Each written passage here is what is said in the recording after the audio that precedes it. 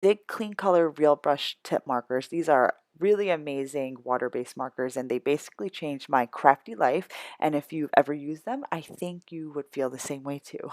So after I color in the base layer with the 29 Geranium Red, I'm going to just add in some darker shading with a number 24 Wine Red. And each time I go off the paper onto the paper towels, I'm just drying off my brush because it just means I had too much water on it and I didn't want to dilute that color too much. So that's just what I'm doing. All the supplies that I use in this video will be linked in the YouTube description box below. Also, I'm just going to turn on some music as I color the rest of this panel.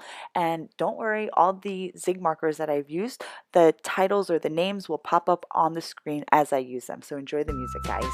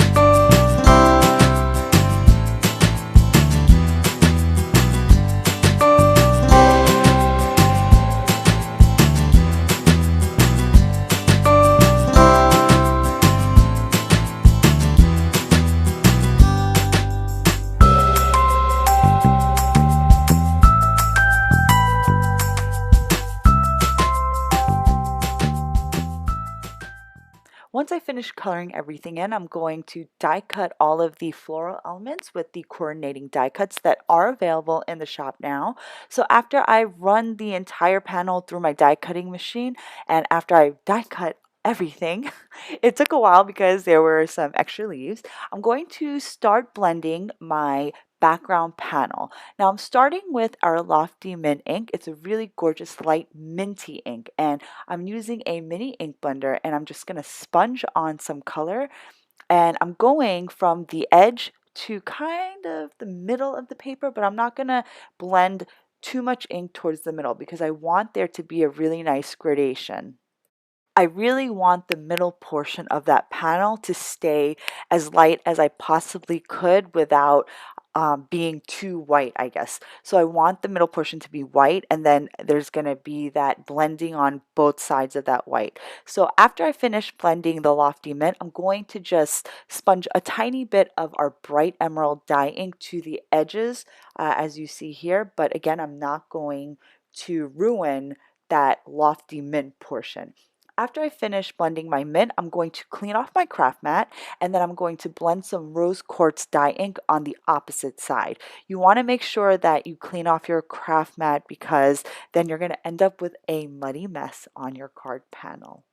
I didn't show it on camera, but I am using a different sponge for the pink ink. So I'm using the rose quartz as the base layer for this portion of the blending. And after I finish blending the rose quartz, I'm going to go in with some soft garnet dye ink. And this is our ruby layering inks. And I think they're maybe one of my favorite sets in our Couture Color ink collection. As I'm blending, I'm going in circular motions and I'm going from my craft mat onto my cardstock panel.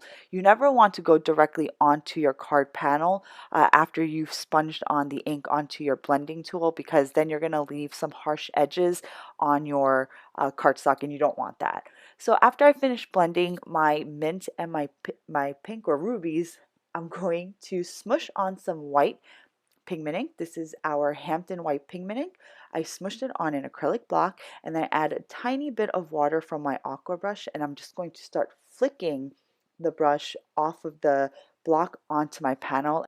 And this is just going to add a really nice random splatters to your cardstock. It's going to add a nice touch at the end. You're going to see. I learned this trick from Julie Ebersole. She showed this in one of her videos a while back. If you don't have a block or an aqua brush, you can use a toothbrush and some white paint if you have on hand. That works too.